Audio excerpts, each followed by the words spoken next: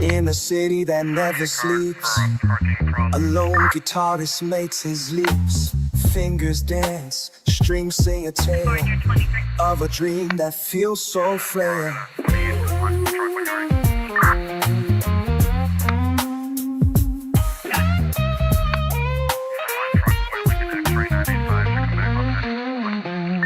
Echoes fill the silent night. A lost love, a heart so tight.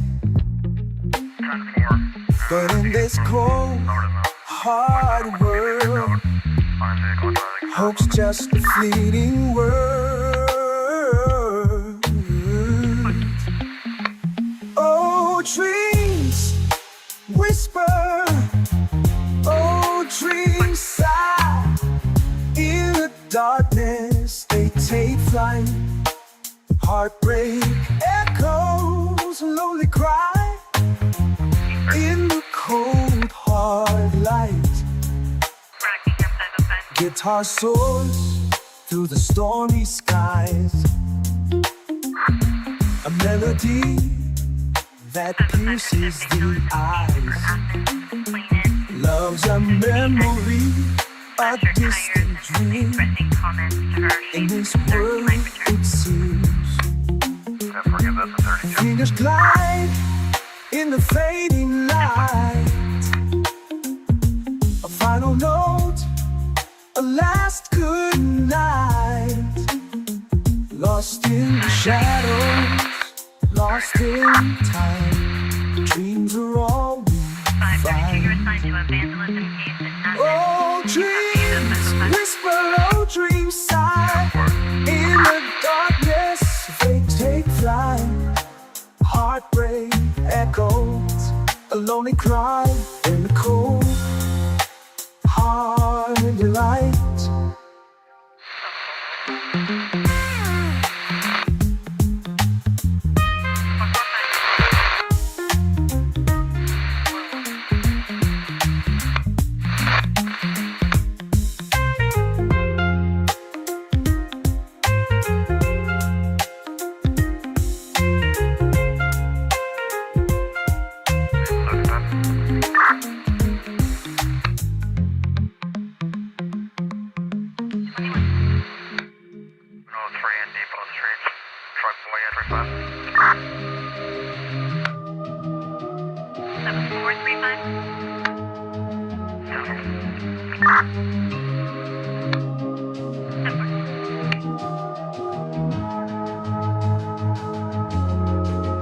In the shadows where whispers dwell, slight guitar sings of love's farewell. I just wanted to know Echoes of the heart once bold, now lost in the night's cold fold. Secrets hidden deep within, tales of love that couldn't win. Promises made in moonlight's glow, now broken like a shattered show. Sorrow in the guitar's cry, resilience in the sky. Through the night we'll find our way, carrying secrets, holding on today. Memories of laughter and tears, in the silence they appear. Whispers of a time so true, when love was all we knew. Lost in the echoes of the past, wishing for what we had. In the dark we search for light, holding on to what we fight. Through the pain, through the night, we find strength in the fight. Sorrow in the guitar's cry, resilience in the sky. Through the night we'll find our way, carrying secrets.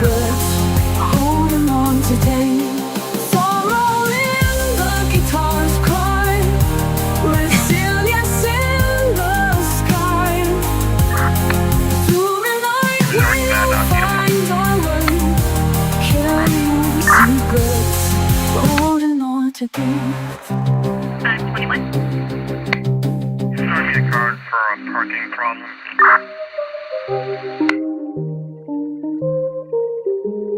Foreigner 23. Yes, that's where I'm going to 28 for my truck when you're ready.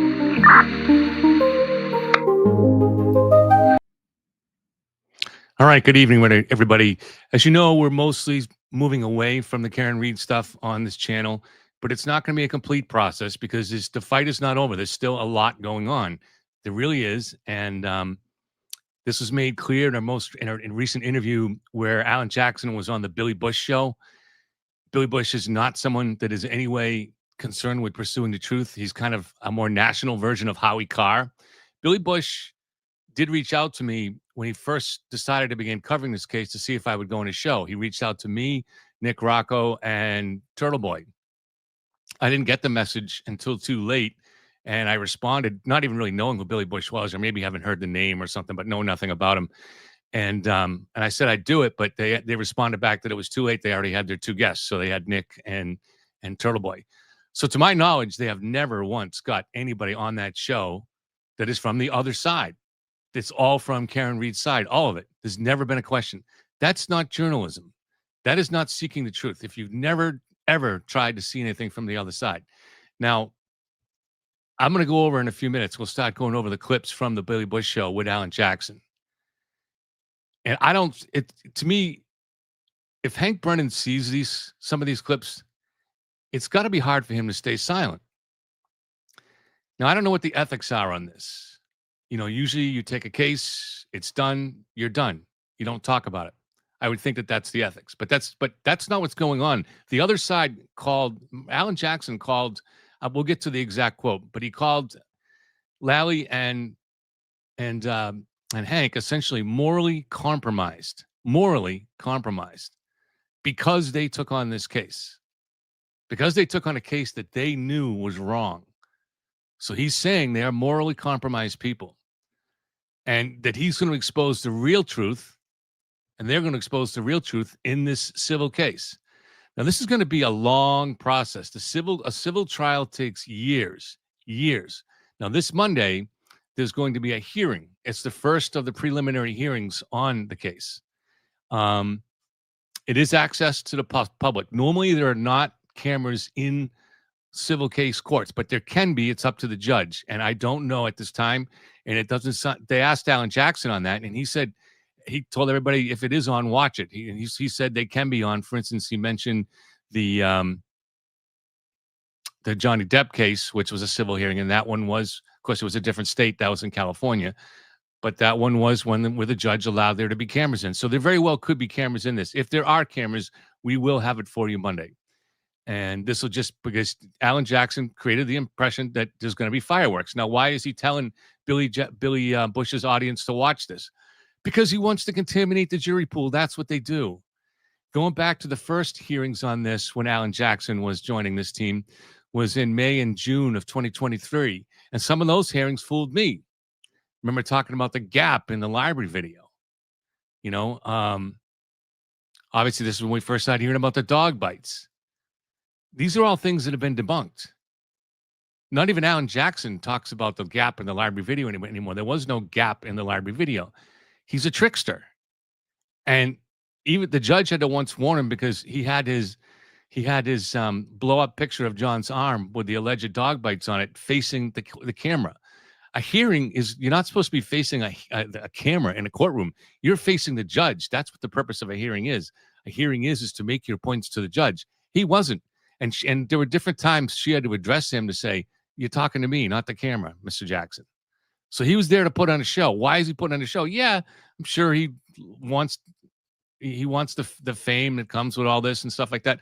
But realistically, the reason is he's trying to sway the jury pool. And it was very effectively done. They did that over a period of 2 years, and it resulted in the acquittal. It was not the only reason that it resulted in the acquittal. I started saying this the minutes after the acquittal took place. We shouldn't be in denial. When you get 12 jurors, not to disagree, or there's a hung juror or one or two jurors can't make up their mind, you get 12 jurors to acquit, then you have to at least admit that the case was probably not proved beyond a reasonable doubt. Now, the evidence is well beyond a reasonable doubt, but the evidence is different than the case. The case is what was presented to the jury and nothing more. We have on the outside have access to other information that they wouldn't have. We might have access to information, for instance, witnesses that appeared in the first jury, but not in the second trial. In the first trial, but not the second trial. So that's still legitimate evidence that we can weigh. And there's other types of evidence that we can weigh too. And we can do, for instance, let's say in the public, you're being presented a certain piece of information, say, for instance, about GPS, how it works. If you're in the trial, you're limited to what you're told there. You're not allowed to go home at the end of the day and research GPS, but we can at home. All right. So we have access to a wider range of evidence and information that is legitimate evidence and is legitimate information relevant to a trial. And we can use that to make up our minds in the public. We don't have to limit ourselves just to what the jury saw. But there are rules that apply to a trial that are different. And this was a very difficult trial because this was a trial where there were no witnesses, where there was no video of the accident, where the data has to be interpreted. The data was clear, but it has to be interpreted. So now you're going to get experts hired by both sides, and they're going to each try to spin it their own way. And one side is going to try to spin the jury and get them confused. That's just the nature of the beast. That's how it's going to be in any trial, in every trial. You have to, the people in the jury have to have that common sense of understanding that's how it works. But a lot of people in the jury won't have that common sense. A lot of people in the public don't have that common sense. They just don't know. It's not part of their world. It's not part of their lives. They're not, the only thing they might know about trials is from watching it on TV. And that's fine, but you should just even have that common sense to understand. Common sense will tell you that that's how it's going to be. The justice system is an adversarial process, and the other side has the right to go fishing for experts that will help them. And that's what goes on in any trial. That's just the way it is. So this was going to be an enormous challenge from the get-go, even if you didn't have the extraordinary defense lawyers that they did put together for this team. Even if you had just kind of regular run-of-the-mill public defense lawyers, they still could have made a pretty good case, and that would have made it very hard for this prosecution. That said, there was tremendous evidence on the side of the prosecution that they should have been able to get the win, and in the view of most of us. But it was a challenge. It was a challenge, and it's important to remember that. Hold on one second, please.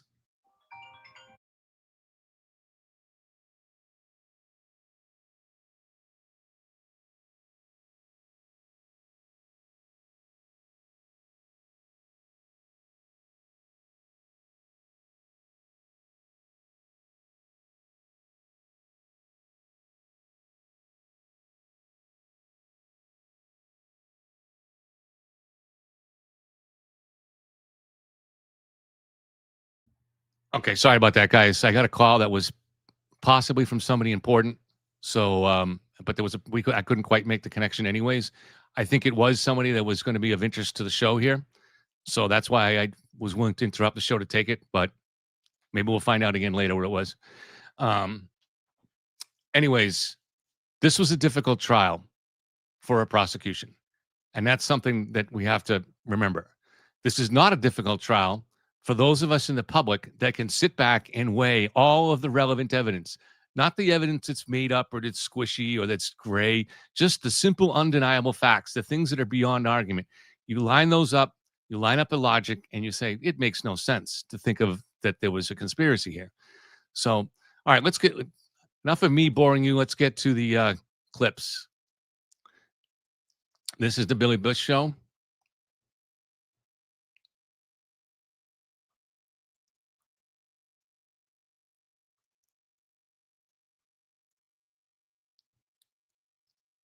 And I am playing these at 1.5 speed, but I listened to about 3/4 of the show. And so I've marked off the areas of interest, and they sound perfectly clear at 1.5 speed. That'll allow us to get through it faster.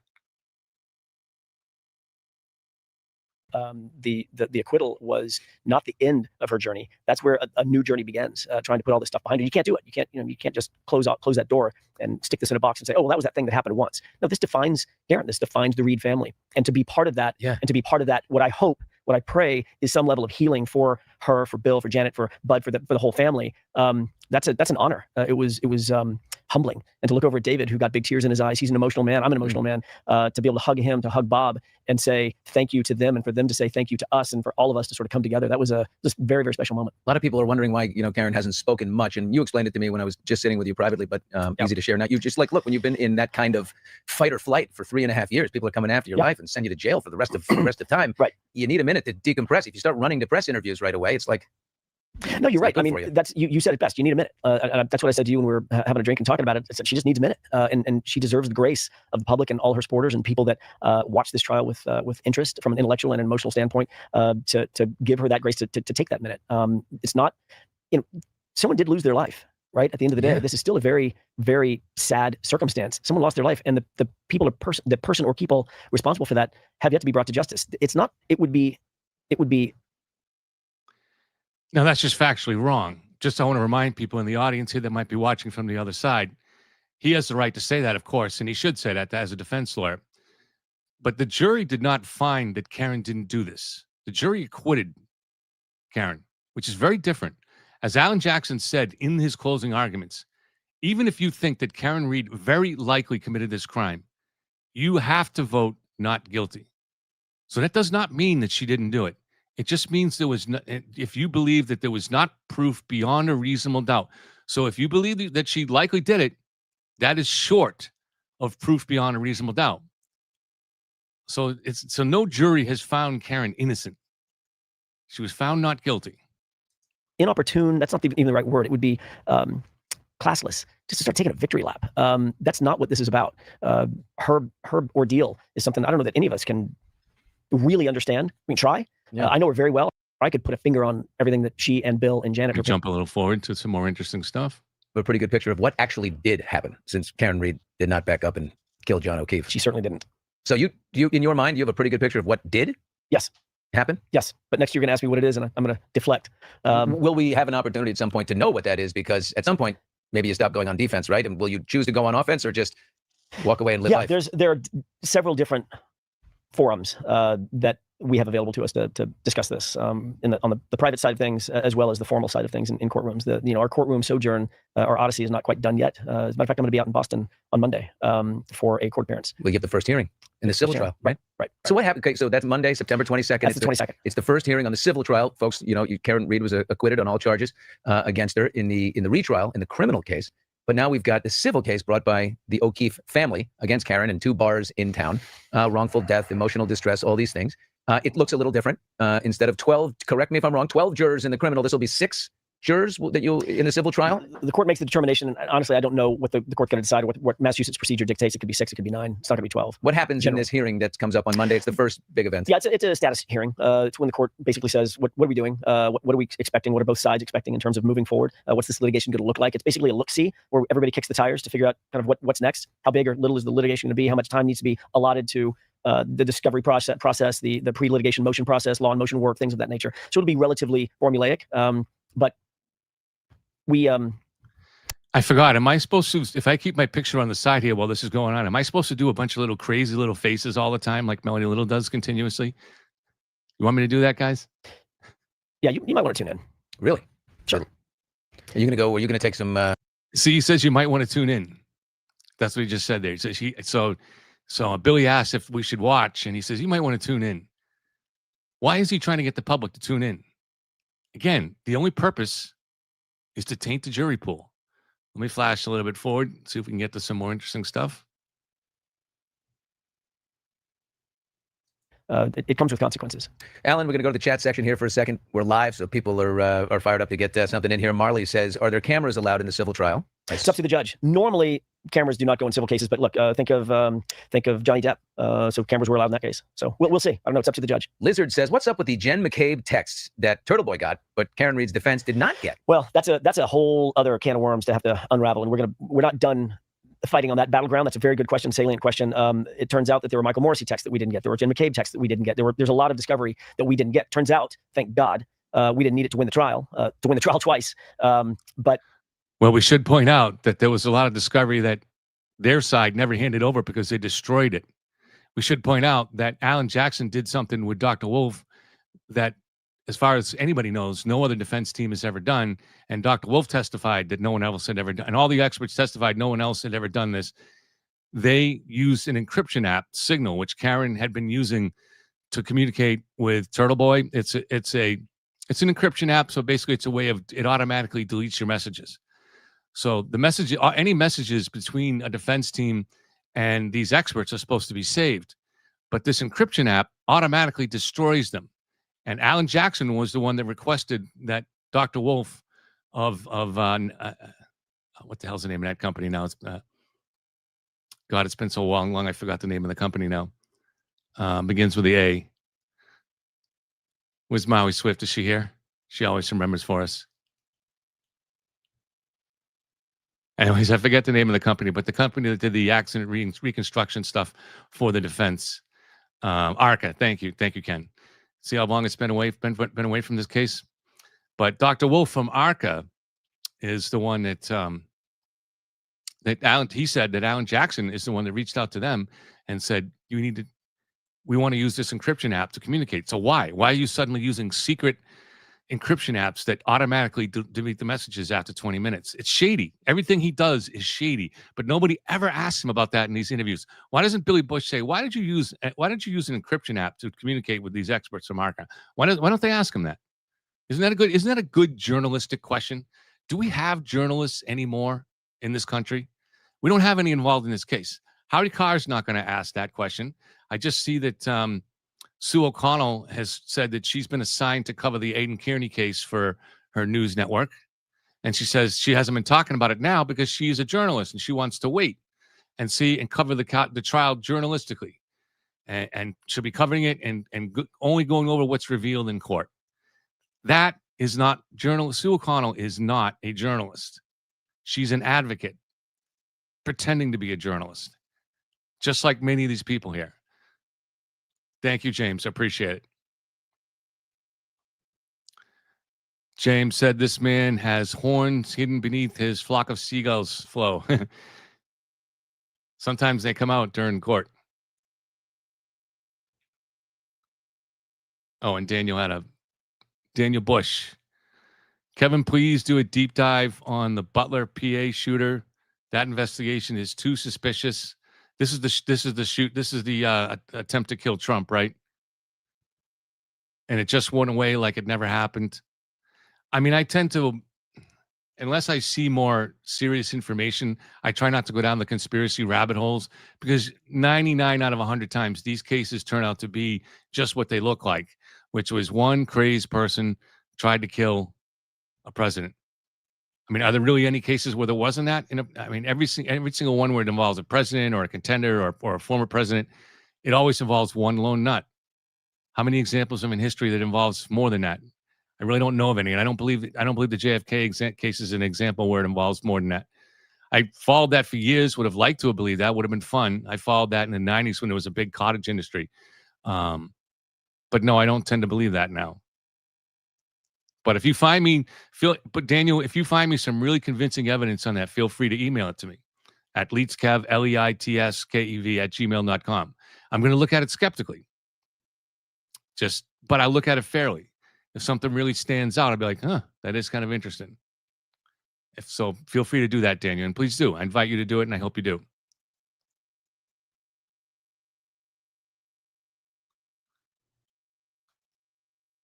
All right, let's hide that comment and let's go back to the video.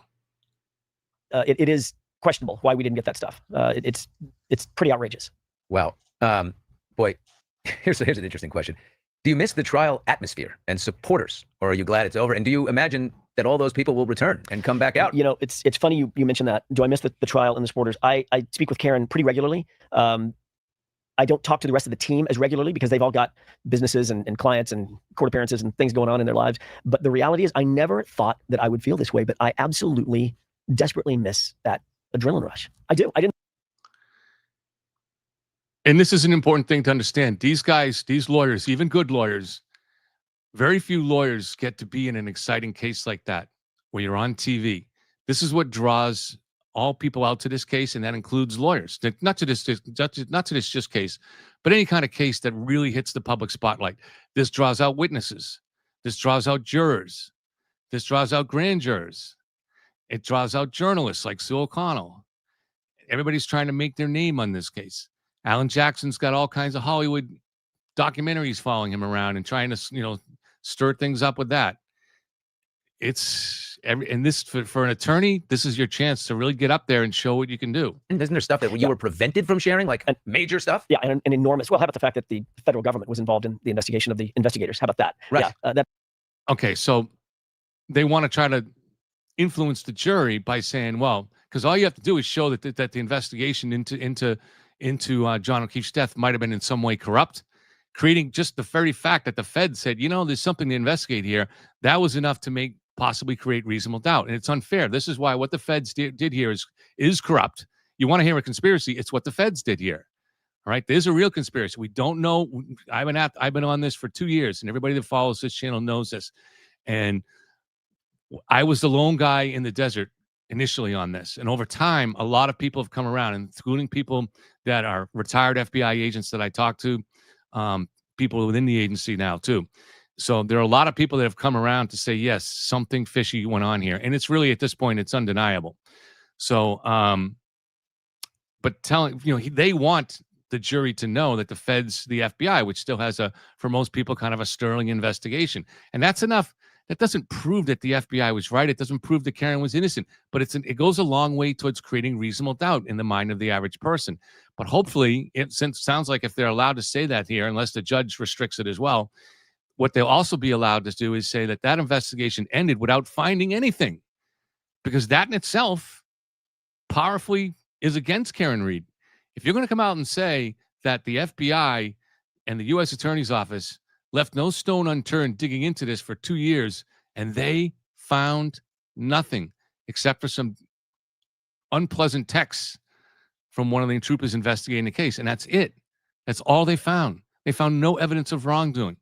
And they went as far as getting the private messages from the people inside the house, and they found nothing. And that's a fact. They found nothing. I've argued why on this. You can figure it out for yourself, but I've argued why on this channel too many times. At the end of this, if people want me to go into that again, I will. But let's keep it moving for now. That's the whopper, right? That's the big one. But there were myriad examples of things that we were not allowed to present. Judge Cannone was extremely, extremely restrictive of our defense in terms of what we were allowed to present, even through the experts that we did call. Is she corrupt? I'm not going to use. I'll leave it to others to judge and use words like that. I think I've done. Just to pause here, Billy Bush just asked if Judge Cannone was corrupt, if she is corrupt. On what I needed to do. I'll tell you this. Compromised? I feel very good about what I presented, what the arguments that I've made, the information that I sort of presented into the public forum, the conversation that we engaged in the public forum about Judge Cannone and the Massachusetts justice system in general. I'll let others decide, is she corrupt, is she compromised? I don't need to use words like that. Are we going to see a lot of the same people on the stand? In the second trial, we didn't see some. Here's a guy who lied in Judge Cannone's court all the time, who lied to Judge Cannone in her court, who was caught, who would have been disciplined if it wouldn't have interrupted the trial, and if it weren't for the greater respect that any court or most courts will have for the Sixth Amendment rights of the defendant to have the attorney of their choice. But had this stuff come out, Judge Cannone had grounds for dismissing him from this case. Every lawyer will say that. That doesn't mean that she should have, and I didn't think that she should have either, because I do think Karen deserves to have the right to her own attorney, but she should have taken actions after the case, and she hinted, or more than hinted, kind of suggested that's how she was going to do it. But obviously she didn't, because he's back on Karen's team again for this civil trial. But here's the audacity of this man to insinuate that Judge Cannone is corrupt. Unbelievable. This is why people need to stop standing by and be silent. If you're legally bound to come out here and combat, I don't know who is Hank Brennan allowed to come out and comment on some of this stuff? It's time to take off the gloves and do it. There's a lot at stake here. We didn't see, like Brian Higgins. We didn't see. Are we going to see Brian Higgins? I think the entire Jen McCabe, cabal of bad people will be. Oh my God, the band is getting back together. I mean, this is a whole nother round. I said this before. Nothing's off the table. No one's off the table. So now all the people that are in the house, they're the bad people. How does this guy get away with this shit? They're all said, look, they wanted to bring a lawsuit. They brought the lawsuit. We didn't bring a lawsuit. We're defending a lawsuit. Who are you most looking forward to questioning out of all the bad apples? Yes. All of them. Jen McCabe? Oh, I would relish the idea of having another conversation with Miss McCabe. Yeah. Yeah. And Yeah, Brian Mr. Higgins, who escaped. the Mr. last Higgins, yes, one. Will absolutely. Mr. Michael Proctor, the I would imagine that he'll be back? I imagine he will not be able to duck this one. You see, this is the shithole that they've got themselves in, and this is a real problem, right? Because Mrs. O'Keefe is very upset, the O'Keefe family, and they think this is that they're going to get their answers here, and they want justice, and they want to get paid for this, and they're going hard, and these people are telling them you're right, and now they have to go through it all again, and they know inside, oh God, if our lives weren't over before. You know, the problem with that, Billy, is I do have. You talked about whether or not I have sympathy or empathy for Kelly Deaver, or is it Dever? It's What was Dever, but it's Deaver. I don't have any sympathy for Miss Dever because she made her bed. She's going to lie in it. Like I said, she brought this on herself. But I do empathize with the O'Keefe family, writ large, all of them. I think that they have been sold a bill of goods. I think they were sold that bill of goods when they were the most vulnerable. They had just lost a surrogate father, a son, a brother. Yep.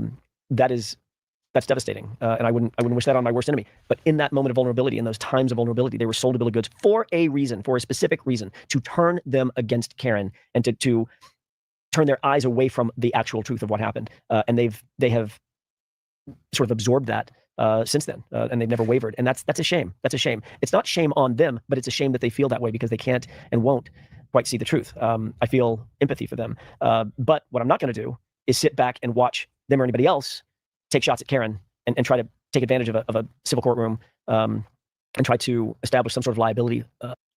Just going to skip forward a little bit again.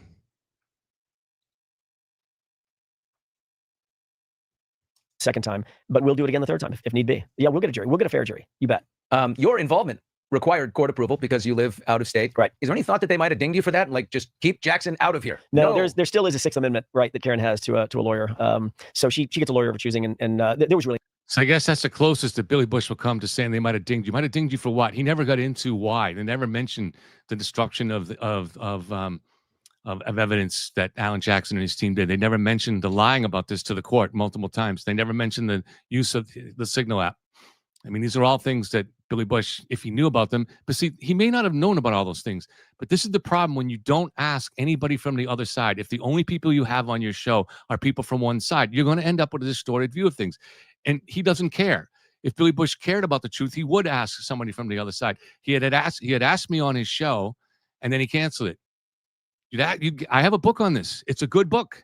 I'm not trying to brag about it, but it's a factually sound book, well-logicked and well-argued book.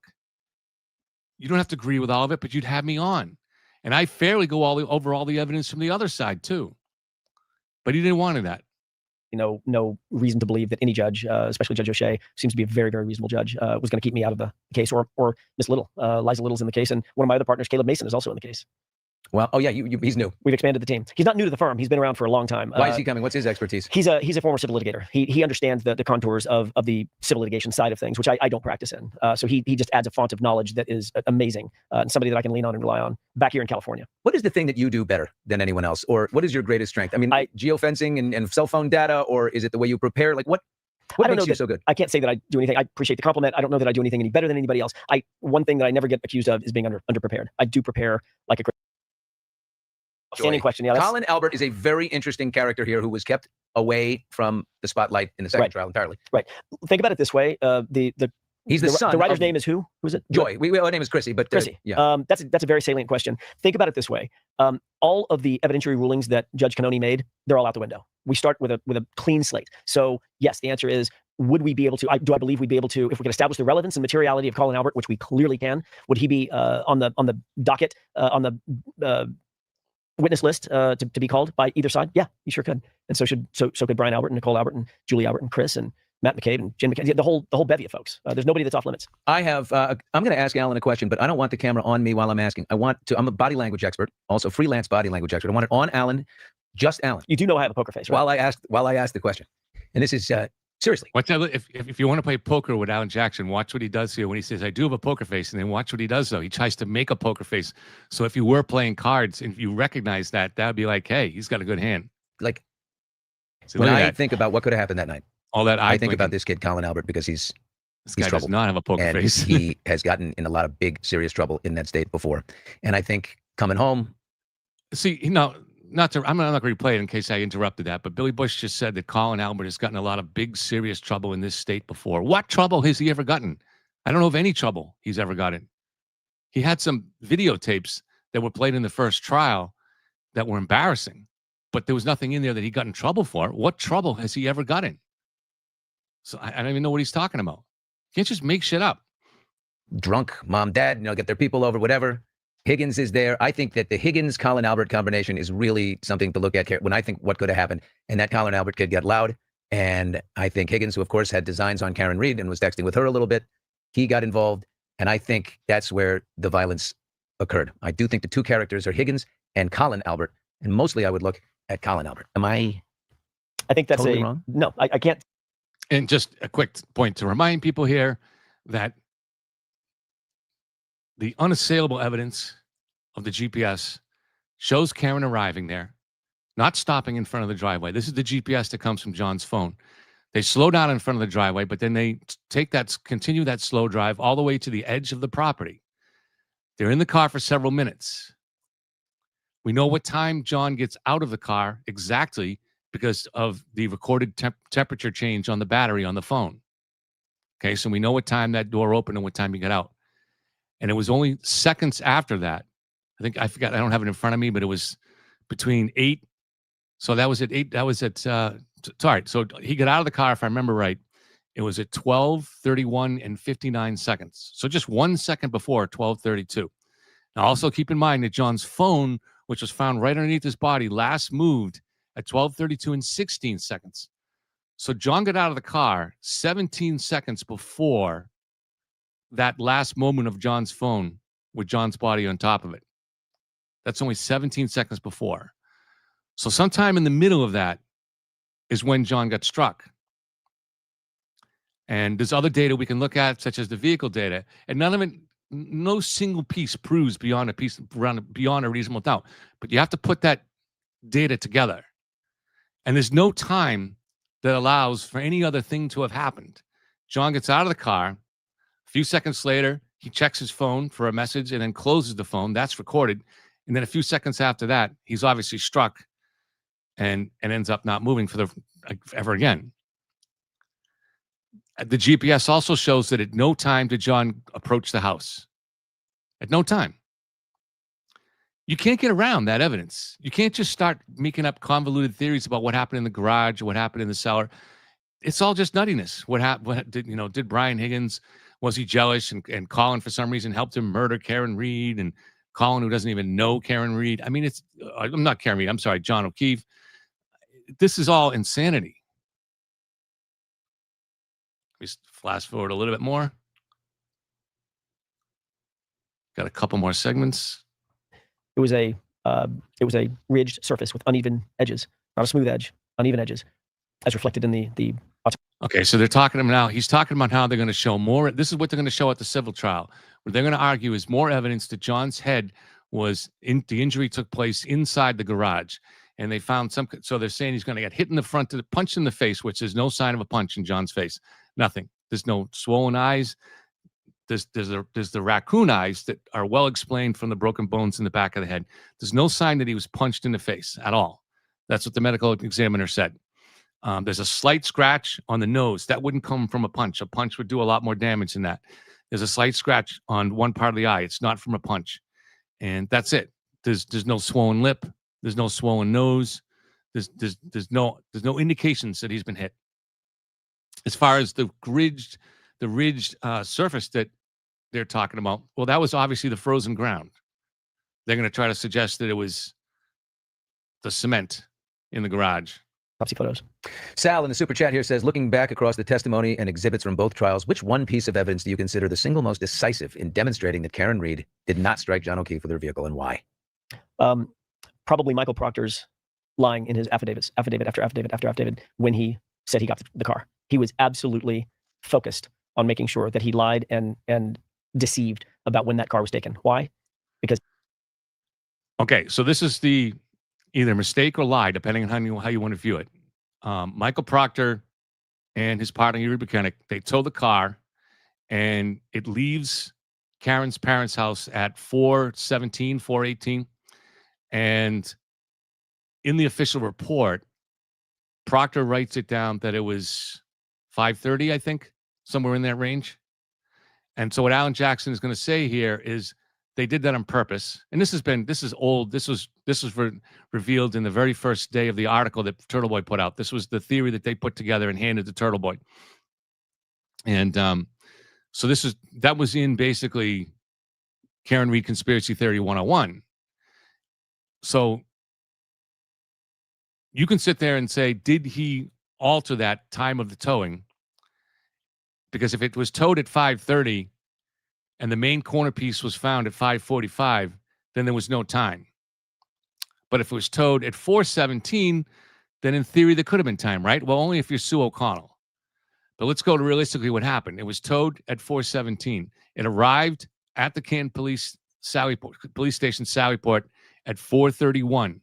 It's on the tow truck. It's outside on the tow truck. The tow truck driver is not a police car driver. He's somebody that works for the tow truck company. The Sallyport garage is a place that prisoners come in through. So it has to be opened carefully from the inside. They get the order to open it, and the car is towed in by the tow truck driver at 5:36.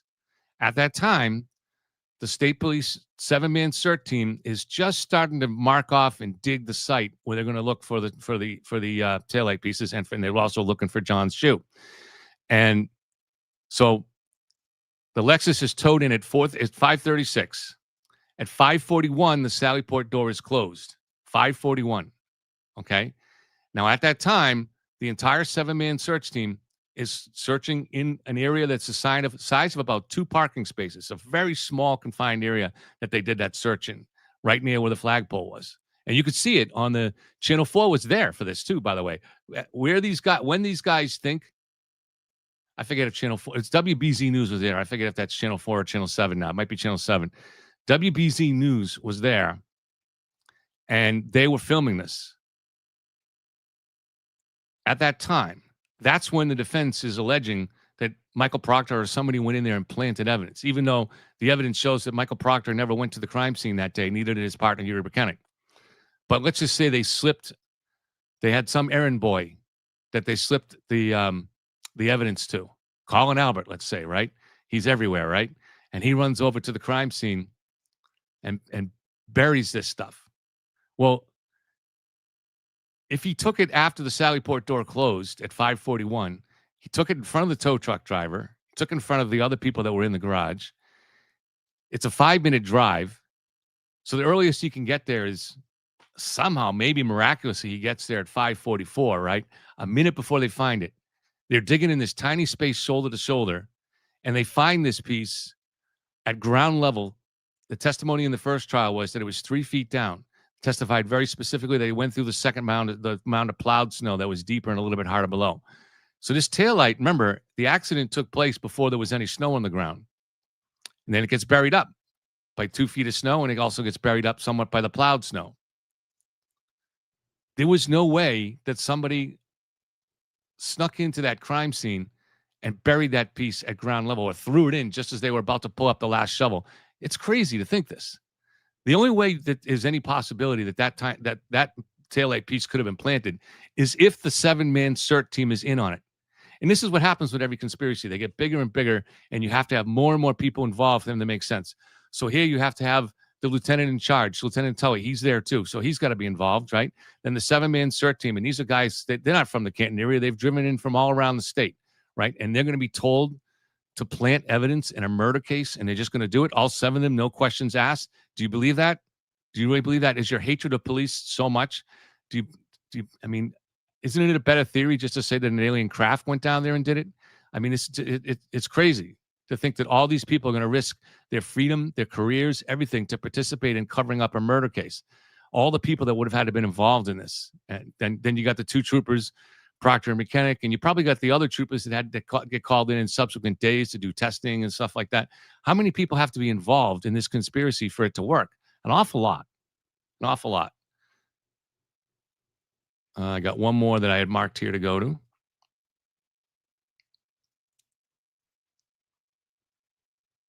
He woke up in the morning or went to bed at night thinking that he could prove this case, nor could Brennan. These are morally compromised people. 100%. 100%. You will be walking back in for the civil trial. So he just said, let me pull that back a little bit because I stopped it a little. He said that Lally and Brennan, if you guys are listening, you're morally compromised. Absolutely. Really? They can't do that. They can say no. I wouldn't have just said, yeah, I'm not doing it. I would have said, this needs to be dismissed. And if you don't dismiss Let me pull it back just a little bit further. it, I'm going to dismiss it and I'll quit before I stay in an office that will prosecute this case. It was bullshit and they knew it from the beginning. Both Adam Lally, I don't give him a single pass. Do I think he woke up in the morning deciding he was going to frame Karen? No, I don't think Adam Lally is of that ilk. But he absolutely knew well enough to know that this was not provable beyond a reasonable doubt, beyond any and all reasonable doubt. Walk away. That is your job as a prosecutor. You are not supposed to prosecute a case that you don't, in your heart of hearts, believe that you can prove to an independent jury of 12 folks beyond a reasonable doubt. There's no way he woke up in the morning or went to bed at night thinking that he could prove this case, nor could Brennan. These are morally compromised people. 100%. 100%. Morally compromised. You will be walking back in for the civil trial, returning to the Coliseum. I mean, literally, it was such a scene there with that crowd. Those guys are behind you, and you have a guy named Mark Diller, who is the lawyer that's in. I'm not going to replay it, but just a little further back, he said Lally and he said Hank Brennan, or he either said that or he said the second prosecutor. I forget how he said it. But they're both morally compromised for taking on this case. Front of you, I wondered, what's his deal? He's a personal injury guy. Is he better than Jacoby and Myers? Is he a Sweet James? Is he a Larry Parker? I don't know, but I went to his website. I found his video. Let's take a look at opposing counsel and see what we think. Steve, you got him? My name is Mark Diller. I'm a plaintiff's personal injury trial lawyer. I'm exposed to hardships of my clients. And I understand their struggles, and it gives me a level of appreciation for how valuable life is. Beautiful vanity shot there. My father is a first-generation American. His parents survived the Holocaust and came here at the end of the Second World War. Okay, that's enough. That's your guy, Mark Diller, right there. Do you know anything about him? Nothing. Nothing. I mean, I know that he's a PI lawyer, which means he's after money. That's it. He doesn't care about justice. He doesn't care about who's And he's right going or to wrong. get paid. I mean, it's something. Yeah, I'm guessing. I'm guessing he's going to get paid something, or that's what his hope is. But he's not going to get paid by Karen. No, he's not. So, there to win. They're there just to get a win for the state. Why is Billy Bush shaking his head at the idea of the O'Keefe's trial lawyer getting paid? Is he crazy? Does he think these guys work for free? Does he think that Alan Jackson worked for free? Why is he shaking his head? Is this guy dumb? What doesn't he understand? What is the dumbness that has been plaguing us since COVID? I don't know. It's like we've all gone down in IQ. That's it. That's it. Doesn't matter if that girl spends 20 years in jail. If they had any other view of this, they could not morally have prosecuted this case. If they had any other view other than I just want a scalp. What would you have done if you were the prosecutor and they said, hey, Jackson, we need you to prosecute this case? Would you have looked at it and said, yeah, not doing it? Absolutely. Really? I wouldn't have just said, yeah, I'm not doing it. I would have said, this needs to be dismissed. And if you don't dismiss it, I'm going to dismiss it and I'll quit before I stay in an office that will prosecute this case. It was bullshit and they knew it from the beginning. Both Adam Lally, I don't give him a single pass. Do I think he woke up in the morning deciding he was going to frame Karen? No, I don't think Adam Lally is of that ilk. But he absolutely knew well enough to know that this was not provable beyond a reasonable doubt, beyond any and all reasonable doubt. Walk away. That is your job as a prosecutor. You are not supposed to prosecute a case that you don't, in your heart of hearts, believe that you can prove to an independent jury of 12 folks beyond a reasonable doubt. There's no way he woke up in the morning or went to bed at night thinking that he could prove this case, nor could Brennan. These are morally compromised people. 100%. 100%. You will be walking back in for the civil trial, returning to the Coliseum. I mean, literally, it was such a scene there with that crowd. Those guys are behind you, and you have a guy named Mark Diller, who is the lawyer that's in front of you. I wondered, what's his deal? He's a personal injury guy. Is he better than Jacoby and Myers? Is he a Sweet James? Is he a Larry Parker? I don't know, but I went to his website. I found his video. Let's take a look at opposing counsel and see what we think. Steve, you got him? My name is Mark Diller. I'm a plaintiff's personal injury trial lawyer. I'm exposed to hardships of my clients. And I understand their struggles, and it gives me a level of appreciation for how valuable life is. Beautiful vanity shot there. My father is a first-generation American. His parents survived the Holocaust and came here at the end of the Second World War. Okay, that's enough. That's your guy, Mark Diller, right there. Do you know anything about him? Nothing. I mean, I know that he's a PI lawyer, which means he's after money. That's it. He doesn't care about justice. He doesn't care about who's and he's right going or to wrong. get paid. I mean, he's after money. That's it. Alan Jackson, you defended Harvey Weinstein. You tried to take down some of the people that were his rape victims. You pulled stunts in court. Alan Jackson, the nerve of you to pretend that you're about justice. You're not about justice. You've never been about justice. You're about advocacy. Now, I'm not trying to fault that. That's the way our legal system is. Everybody's entitled on both sides to a good, strong defense. But you're going to pretend here that this guy is about the money? What a scumbag you are. You are the ultimate scumbag. You really are. You're a disgrace to your own profession. It's something. Yeah, I'm guessing. I'm guessing he's going to get paid something, or that's what his hope is. But he's not going to get paid by Karen. No, he's not. So what is happening with Billy Bush says no, he's not. So somehow Billy Bush knows. Billy Bush isn't even a lawyer, and he knows who's going to win the case. The next steps beyond the legal, you have a state or federal case that you might bring on offense this time, get off the heels and get and go after the people who actually did this. And then there's also, you know, the movie. There's a book. There's these things. Has Karen started to write? How far along is the movie project that we all want to see? I'm not going to speak for her. I will tell you that there are talks underway. Certainly, we're discussing those very things pretty regularly. So I can't imagine that there's not an appetite to hear from Karen in that forum, in that particular forum, both from a book standpoint as well as potentially a film standpoint. So I wouldn't say no, that's not going to happen. As a matter of fact, I'm pretty confident it will happen. A movie or a series or either one? Folks that are smarter than me and in that industry will make that decision. But they're not smarter. I can tell you that. People that know more creative, more creative, that know that side of the industry better than I do. They'll make that decision. But I do know that there is this is the top and the bottom of this discussion is really not self-aggrandizing for us, for our team, for Karen, for her parents. None of that. What we're focused on, what I think Karen is focused on, is shedding light, shining a bright light in as big. 2 words, dude. O.J. Simpson. So the Goldman family, after O.J. was acquitted, they sued. They weren't looking for money. They knew they were never going to get any money out of O.J. Simpson. They were looking to get the truth out. That's it. And that's all the O'Keefe family wants here either. They're not expecting any money. If there's enough money that comes, any money that comes in is going to get scooped up by the defense counsel, by their counsel anyways, not the defense counsel, the O'Keefe's counsel. It's just unbelievable the stuff these guys are saying here. A forum as we possibly can on the corruption that led us here. And not just corruption on January 29th, 2022. Corruption that is generational in scope. Corruption that is centuries old. Corruption that dates back to post-colonial Massachusetts, a one-party state where there's no checks and balances whatsoever. People get voted into office over and over and over out of something that is just beyond me. It's habit. It's just. Well, I do agree with that. Now, we've seen a lot of evidence here that the Norfolk County DA's office is a joke. They're terrible. Okay. And Morrissey is elected year after year. He runs with no opposition, and he gets over 90% of the vote. And yet, he couldn't even handle his own little press conference. He had to read a statement, and he didn't even know what a teleprompter was or didn't know how to use one, so he just read it from his own hand. And it was an ill-advised statement from the beginning. Just all we see is incompetence at every level there. And I'm sorry, I just have to say it. That's all I'm not on anybody's side here. I'm not. People say you're on the prosecution side. No, I'm not. I'm on the side of the truth.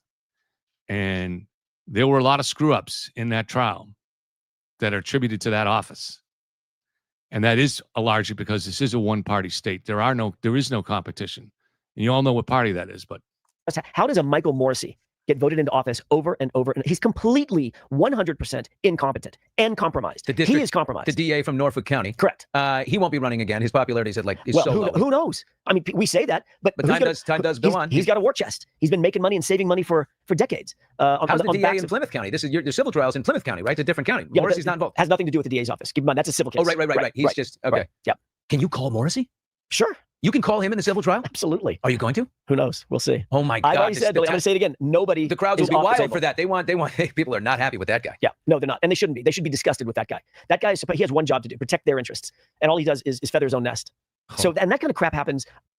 There might be some embarrassing stuff that comes out if they call Morrissey on the stand. It'll be good theater, but they're not going to find anything that's going to in any way help Karen. And there's a chance, and see, there's a lot of risk taken here. So there's a lot of stuff that could come out that could hurt Karen too. Over and over and over, because there are no checks and balances in Massachusetts, and that's why a book needs to be written. That's why a film needs to be done, or a scripted series needs to be done to get as many eyeballs and readers to understand what really happened. I want to stop it there because I want to end on that statement. When he says that's why a book and a movie needs to be done. This is why I say this fight, as much as I want it to be over and I want to be largely out of it, it's not over, because Hollywood is going to find appeal in the Karen Reed is innocent angle. That's the way they're going to find appeal in it. But they won't find appeal in it if we can get the truth out there. If we get enough of the truth out there, there are enough people in Hollywood that even if they don't have a sense of conscience about doing the right thing, and some of them do, like Terry from Unsolved Mysteries had a conscience. But there are other ones that just don't want the embarrassment of having put forward a movie that suggests a client is innocent when a flood of evidence shows she wasn't. So there is still a tremendous need to get the truth out there. But that unfortunately can't be done without help. I can't do it myself. All right. So I'm not going to try anymore. I have other things that I want to work on in my time remaining that are more fun for me. And I will continue to cover this case to a smaller degree, but I can't carry the burden by myself. It's for so long I've carried it. Kate's carried it. It's not fair. It's not fair. So, I mean, people want my help, a little bit of help. I can give some time to do it. Obviously, I'd never say no to Kate. When Kate calls me up, if she needs help with something, I'm willing to do it. I think Kate feels tremendous frustration with both the state and the way it's handled itself and a lot of other things.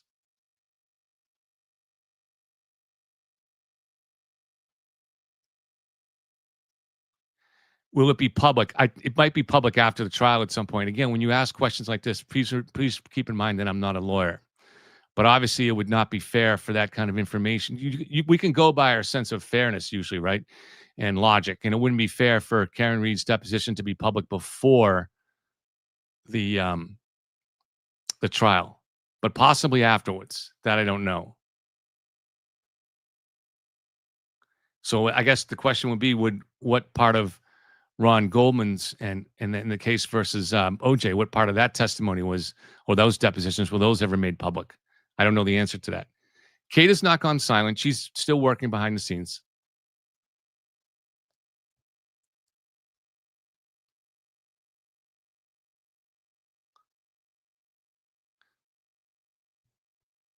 So again, thank you, Daniel and James Clay, for the donations. Much appreciated. James Clay, another one here and a question. Karen Reed will be called and can't duck testifying. That's correct.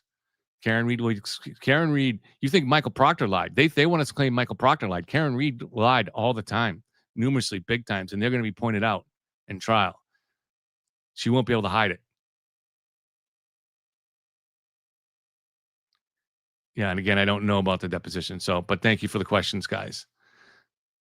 So I've learned from StreamYard, doesn't seem to be set up yet, and I'm not sure how this may be an option on you guys when you have the questions there. But supposedly they're putting in a way that if you guys ask a question, that it will automatically draw our attention to it. I don't know how I think it might shade it or something like that. I'm not sure. So I don't know if that's a coming soon feature. So keep an eye out for it.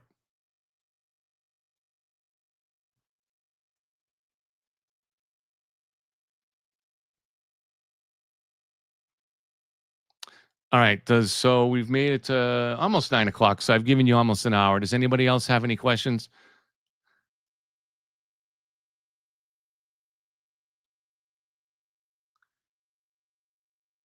She might get away with it, Victoria, but this will be a different kind of trial and a different kind of jury, because this will be a civil case.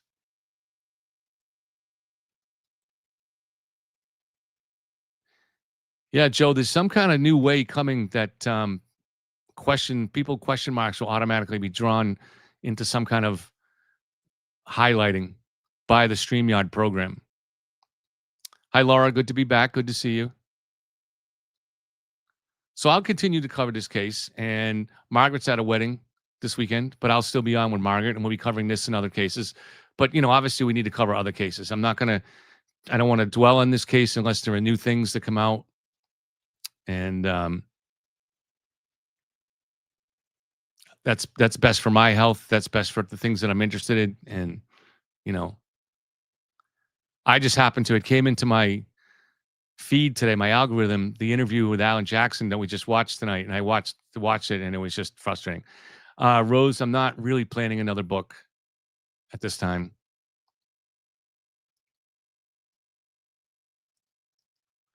The publisher just proved extremely difficult to deal with. I almost feel that my current disease progression could be in some way attributed to the publisher. The stress they put me under back in January and February was like the worst thing I've ever been through in my life. For something that I will almost surely never see a dime of. I don't believe this publisher will ever pay me what they owe me. I don't even think they'll ever tell me what they owe me. They've never paid me anything. I doubt they will. I didn't do it for money, so I don't care. But I just don't like to be I don't like to be stolen from, and I believe that's probably what they'll do. They've been shady since the get-go.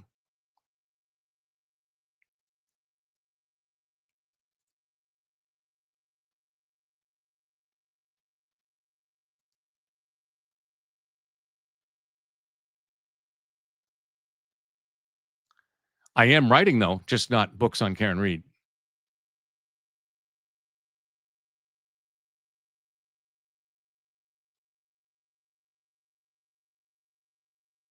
Thank you, KP, but everything's good now. But yeah, I started feeling that stress, and I had scans coming up in March, and I was like, I bet that it had been 7 years of my medicine working well, and then I said, I got a feeling that this stress is probably going to cause a problem. And the last several months have been a very difficult. You can see in my face, I've lost a lot of weight. I'm down to 187 pounds. I just had chemo yesterday, and I'm hanging in there. Still very hopeful, but I do think that the stress from what happened in this book didn't help me. So, Karen, you got me too.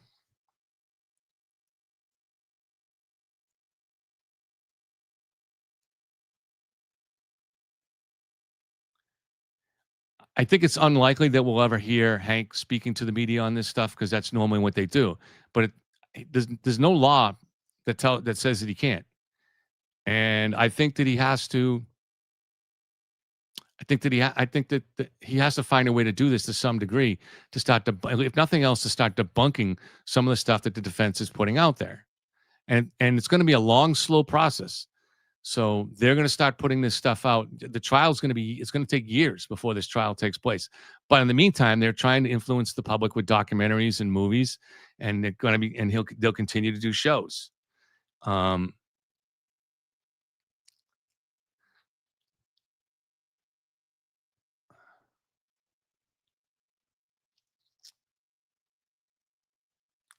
Thank you, Andy. We love you too. I'm doing the best I can. Doing pretty good.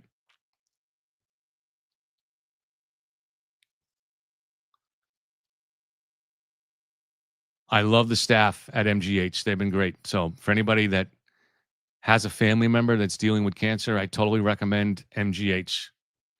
It is a pain in the ass dealing with the Boston traffic, but other than that, it's worth it.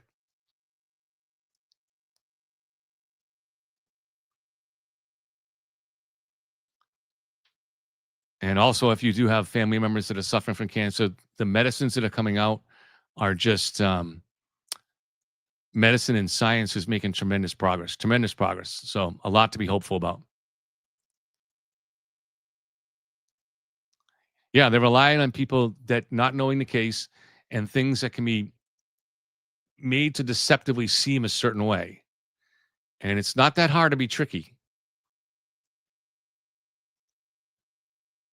So, for example, I was fooled way back in the day. This was I think it was June of 2023 when Alan Jackson was saying there was a gap in the library video that doesn't show Karen going home. Well, we now know that actually the time frame that that Alan Jackson pointed to saying there was a gap was wrong because he pointed to between 12:37 and 12:39. That's the time Karen was going home, but that turned out to be wrong. We know from what time Karen's phone automatically connected to John's Wi-Fi at his house that she would have been driving by much earlier than that because it connected to the Wi-Fi at 12:36. The other thing was there's no missing tape. He's trying to say that there's missing tape because there's missing video, that something's not shown there. No, it's motion triggered. He knows that. But us being ignorant in the public, many of us didn't think of that. So when someone stands up there and says, how come, here's the video from 12:37 to 12:39. And do you see Karen's truck? Do you see anybody going by? And you say, no, wow. Did somebody delete that video? I was confused by it too. But you start to learn over time. If you're paying attention, he's playing tricks on you. Same thing with the non-human hair. He's playing tricks. And if you watch it long enough, you're not going to be tricked unless you want to be tricked. And unfortunately, that's where the devil is. Most people here, they really want, a lot of people, some people just want, this is a juicy conspiracy. They don't want to let go. And so they want to be tricked. And if you're like Sue O'Connell or Howie Carr or Turtle Boy or Billy Bush. You're not interested in the truth. You're not interested in the truth. So you're not even trying to see through any of that. You don't want the truth. You want just enough that you can make this story go on and on and on, that you can get more views out of it for your audience. And so you're there helping them. It's dirty. It's dirty, dirty, dirty.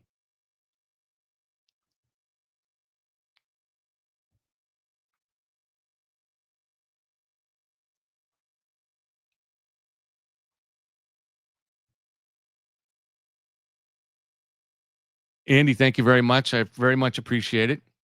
And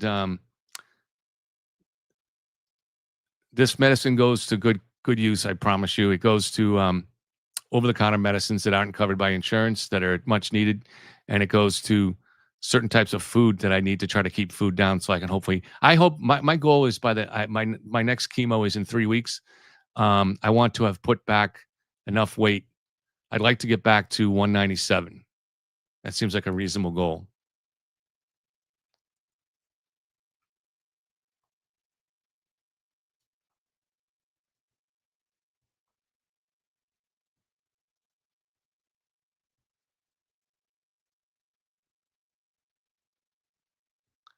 I don't know what Phelps thought of the verdict. I don't even know if he followed it. Yeah, I do those protein shakes too, the Ensure. Not a big fan of the taste in them, but I do them. Yeah. The problem was keeping food down, but learning ways to do that too.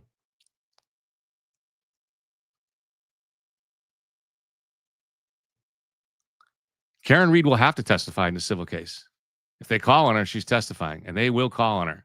So 100% you will see Karen Reed testifying.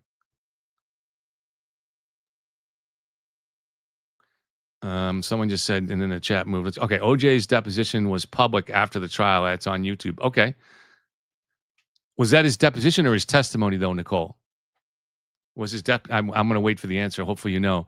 Was it the deposition that was public or just the testimony?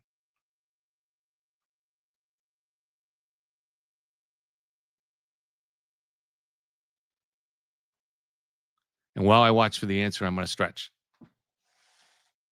Barbara says it was the deposition. Okay, good. In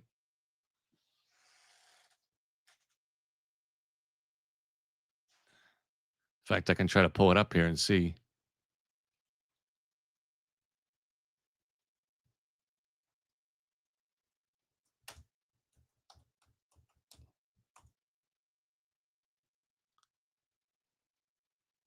Yeah, you're right. It is up here. So we'll have to check this out.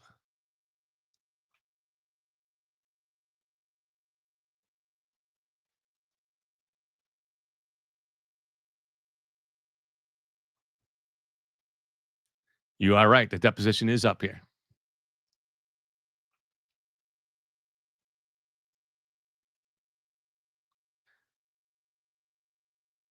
Thank you, Cindy. You guys feel like family. And obviously, my two great moderators, Joe and Tom, are family. Tom has been a good friend going back many, many years.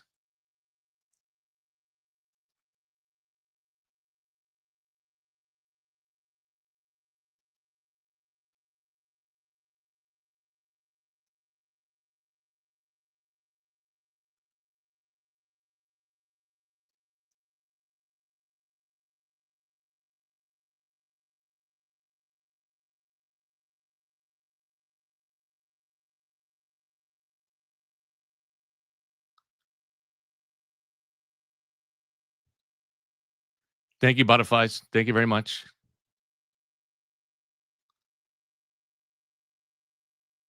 Been working hard on a screenplay unrelated to this that just about with a partner that I've just about finished. So we're gonna be hoping to get that out there. Hopefully, with any luck, we'll get that. It's a screenplay for a TV series, so for a pilot.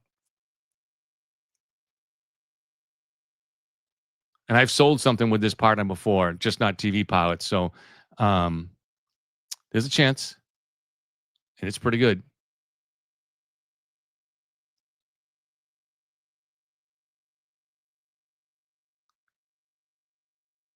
If anybody knows how to get an agent, that's what I really need.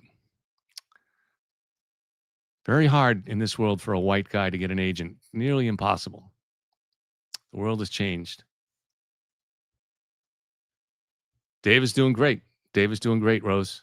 I still talk to him every day.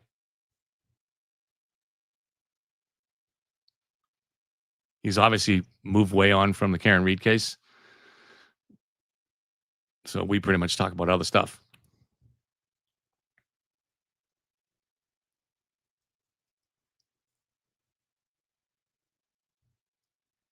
All you want is a fair judge. That's what you want. I think both sides ended up being disappointed in Judge Cannone.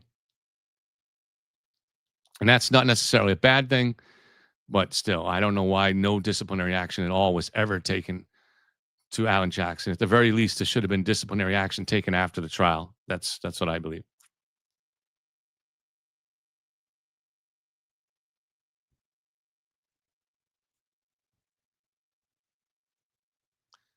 So a book is for Alan and Karen to make money, maybe, but also just for exposure.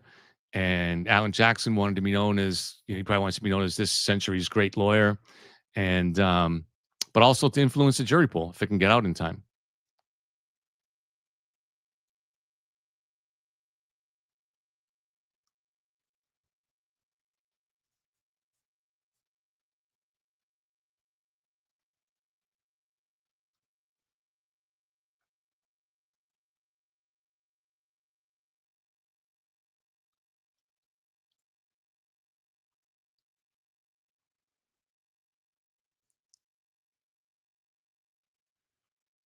All right, it's good to see everybody. So unless anybody has another big comment or question for us to go into, we will call it a night. Red Sox are hanging in there. I don't know how they're doing tonight. They got a big win last night. And Patriots have a big game against the Steelers Sunday.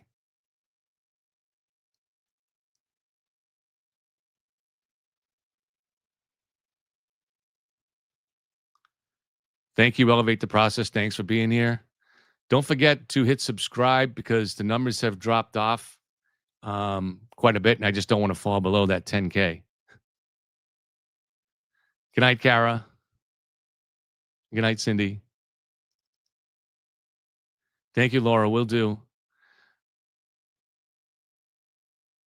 And thank you, Ma. Okay, guys. Have a good night.